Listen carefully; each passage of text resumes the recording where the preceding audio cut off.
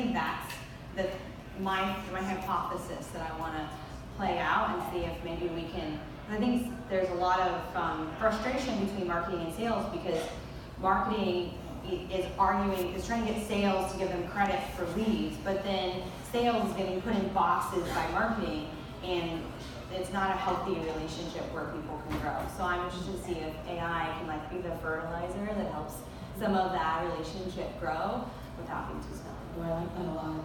If I could just jump in quickly, just on something that you said.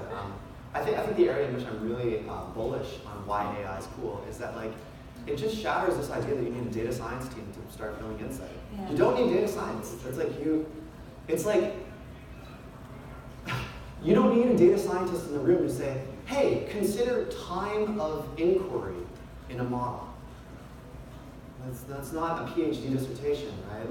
It's getting, and these self-service tools are starting to get people curious about relationships between data variables. And I think that itself is reason to want to tap into these tools because, before I got to my company, with zero due respect, nobody's asking questions about what the role of a second engagement in a web visit does in terms of likelihood to convert, right? And that's not a technical question, but what it does require, and what I think these AI tools facilitate, is it requires a curiosity about data, right? Like, and my example that I've been using this week is like, when's the last time somebody took a deep dive into the metadata in their Gmail inbox? That is, if you're not curious about what's in your Gmail inbox and what that says about you as a person, how are you going to be a cutting-edge marketer who's trying to make predictions and data on mass groups of people? Like, you have to be interested in yourself, too, and the data that you have and what they say about who you are and the kind of promotions that you would be receptive to.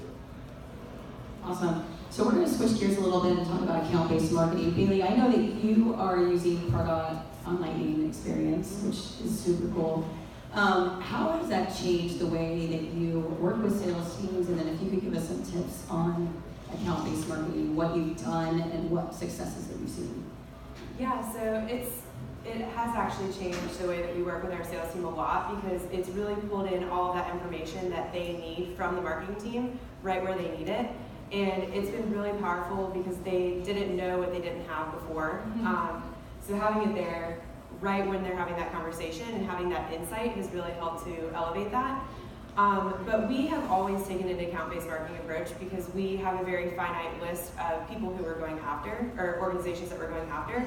So we can have multiple different conversations with these people based on their roles. So that's really what our team has focused on, and different touch points based on what they're interacting with and what they're doing in a customer journey type perspective. Awesome. And can you tell us a little bit about, like, when we think about account-based marketing, I know a lot, when I talk to customers, a lot of questions I hear is, how do I get started? How do we get started with account-based marketing? What did Cox Automotive do to really get started and up and running with account-based marketing? Well, I think you just get started somehow. And I don't know if there's a right way to get started. I actually, when we were talking about this panel, I reached out to one of our brands that's been leading the charge and screaming ABM from the top of the mountains and working with partners like Engagio to help bring that to life. And when I was talking with her about this yesterday, she said, well, I got it started, right? She got the marketing leader to sign off on the concept and to do some modest funding so she could have some tools that would let her see what's happening. She got the system set up so that she could get into it, but then she started finding all these problems. And so where she's at in her path right now is, we know ABM is the right way we need to talk to our customers. We need to be talking about the whole account, not just yesterday's lead, but she's now having to solve the rest of the equation, which is the relationship between sales. Like, some salespeople are on board because they're nerdy and they love the tools and the data. And most are saying, no, I'm cool, just give me a lead and I'll work that. And so, and then she ran into a thing where she doesn't have custom fields available on the object she wants to use. But because she's not well enough aligned with the sales and sales ops folks who are also on that instance and that object, she has to wait in line for something to free up or go find another solution. So I think the place to start is wherever you have a forward motion. And then what's going to happen is something's going to get in your way. And it can get in your way from 6 different places. The thing is just to stay persistent. And so every time I talk to her, we talk about what's the next step, what's the next thing we can move forward. And she's about to get a really big breakthrough in our organization with the sales leadership getting on board. We just need to show people the value. And so she's put those things in place where now she can say, look, this is how much opportunity is in the pipeline. So people can start to have some data to back up her belief. But there's not like one way. Which I feel kind of sad that there's not like, here's the magic ticket. But on the other hand, it's like, don't give up, because you didn't do it wrong. Any of you that are trying to do ABM, you haven't done it wrong. You're just on the path to figuring it out. Awesome. And Emilio, can you give us some tips on how to maybe get started with account-based marketing for those folks in the audience that may be dabbling in it for the first time? I wish I could, I don't do it. You don't. Am I excluded from this panel now? No, you're way too dirty. You're here, it's cool. All right, well, let's shift gears a little bit to hiring. I think this is probably a hot topic. You know, what skills are needed today in B2B marketing? Because technology has really shaped the way we talk to our customers and look at our customers. So when it comes to skills and building out teams, Bailey, what have you seen over the last 3 to 4 years? When you go to hire, what skills are you looking for? Yeah, so we started by hiring very broad skill sets that they can kind of be a jack of all trades on the team and kind of pick up wherever they can. But we shifted more towards the technology focus, people who are analytical and able to analyze those data sets. Because I still feel like that is kind of the unicorn of the marketing role. Because usually it's the opposite. They're not technical, they're not analytical, and it might be, or at least our team, we had more creative aspects on the team. Aside from that, content writers, so product marketing and content. Awesome. And Rebecca, you've got a really large team under you, I believe.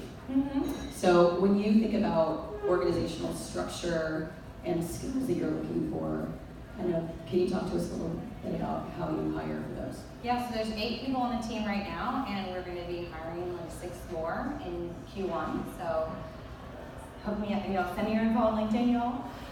And so what we look for is really, we talk about this a lot in the team, is we hire attitude and aptitude over technical skills, because we're all learning the technology as we go. We're learning every day. And if you aren't hungry to just chomp down the next accelerator in Trailhead, you're never going to make it. Even if you are the smartest person in the room today, in 3 weeks you won't be anymore. And so we tend to start with, do we want to work with this person? When we interview, we put everybody on that team, because we're agile teams and we all sit together. You walk in a room with 9 people. We don't tell you ahead of time either. That's also a part of the interview. And so you get to see who you're going to be working with every day. And we crack jokes. And we do, I'd be on my phone half the time just to see if it creeps them out. And do they get defensive? Do they get picky? Because we're people. And that's one of the things that Emilio touched on a few times, is going back to being human. Like the first date, second date way, we get so much where we think about data and we think about hiring as robotic, but we're people. And so if we find somebody that has been passionate about something, like, what do you love? Oh, I love configuring because I can just make it work. Or I love code because code is beautiful and people can make messy code or clean code. We try to find somebody who's passionate in an area. That's a big pull. Finding a QA, somebody who's like, I love to test stuff and find where it doesn't do what we thought it would. Oh, we love them. So that's what we look for. Awesome, I love that. Emilio, I know this is a really hot button for you too. So when you're out hiring for the next amazing marketer, B2B marketer, what skills are you looking for? Have a skill. Have a capital S skill. I don't care if it's Excel, I don't care if it's Azure Machine Learning Studio, I don't care if it's data integration. You can write Informatica scripts.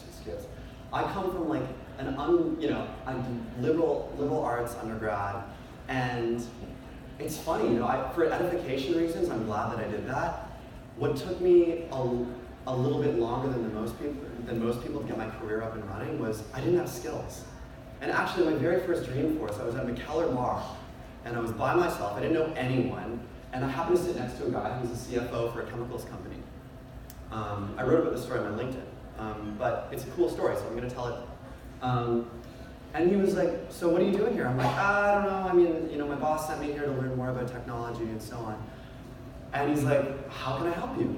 And I said, "Can you give me some advice? Like, I'm a grad school dropout trying to get into business technology, and I don't know whether to go in sales, like, and follow in like Clark Myers' footsteps. If I should go into like, should I be an analyst? Should I go to data science? Maybe I should take a software development boot camp and so on." And he said, "Learn Excel." So learn Excel. I'm like, sounds lame. It's like, I was like, "What do you mean learn Excel?" He's like, "Learn functions. Learn all the 40 most popular functions with Excel. And then when you go to an interview, you can say I'm an advanced Excel user." And I was like, "Oh, okay, cool." And that coincided with the time that I was doing Salesforce, which made relational databases easy for me to pick up. And I've never written a line of copy in my entire career as a marketer, and I don't need to. And I probably never will. But I do believe that if my hiring manager had held out for somebody that knew Marketing Cloud before I got hired, that would have been a stupid loss on their behalf. And my number one objection to any of y'all who are putting out job descriptions and job postings is like, forget the technology. I understand the temptation to be like, I need a Marketing Cloud developer. I need Salesforce developers. It's like, no, you don't, dude. Like, anyone can take a week-long class who has the aptitude to and pick up that skill. And that's how I started in Salesforce. I took 1 week of classes, and that $4,000 changed my entire life. And that's what I look for in hires. I'm like, I don't care if you don't know Marketing Cloud or Pardot or artificial intelligence. Don't be intimidated, but at least come to me with one skill.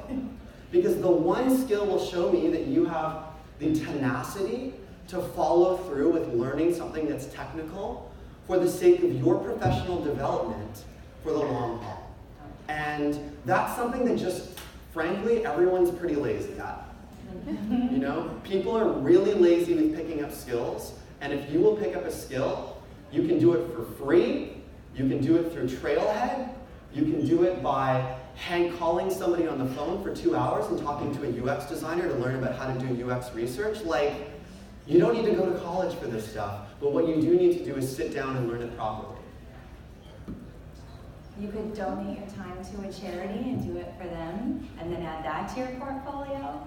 Just have a skill. Yeah, absolutely. Ty, where are you seeing the skills gap? So I think all of these are excellent points. I love attitude and aptitude. You can be as trained and have 50 master skills and still if you lack passion and hunger, it's going to be really hard to fit into a team, and it's really going to be hard to perform a task repetitively very well. Eldrin has expanded almost 75% in the past year. We moved into an office space. We actually didn't think we'd record it before. Actually, my desk actually faces Salesforce Tower in New York City at Bryant Park. So we're continuing for salespeople, continuing for web developers, very very competitive. But on the marketing side, it's really hard to find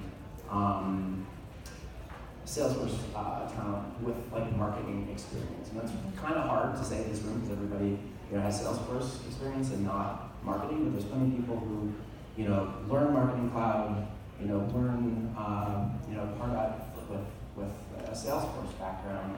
But I really think that writing copy is really important. I think being able to understand someone's journey, understand their pain points and friction points, and how to be able to communicate to them is absolutely essential. And you don't really get that, with a sort of Salesforce engineering background. I would say I think it's a lot more sort of hands-on and message-based and position-based and brand-based. So that's where I see my personal hiring and skill needs. Awesome, that's great to hear. And Bailey, any parting tips for us? Because I know that everybody here really wants to get to happy hour. Do you have any parting tips for B2B marketing? And I'm just going to flash this trailhead. If you want to learn Pardot, it was a great. A lot of badges on camera. Yeah. I would just say the biggest tip I would have is just take baby steps. It's not going to happen overnight, these things that you're trying to accomplish. So take it step by step and take your time and figure out really what you're trying to accomplish before you just dive into something and then it fails and no one believes in it. Just take your time, figure out what you're trying to solve, and start there. Don't be afraid to dabble. Mm-hmm. Like, go try it yourself a little bit before you tell everybody about how great it is. Yeah. That's a very good tip, actually. So many great tips. These guys will be here for the rest of the night, so please pick their brains. They have a lot of great knowledge to share. Thank you, everybody, for coming, and we'll get started with the party in the back. Thank you.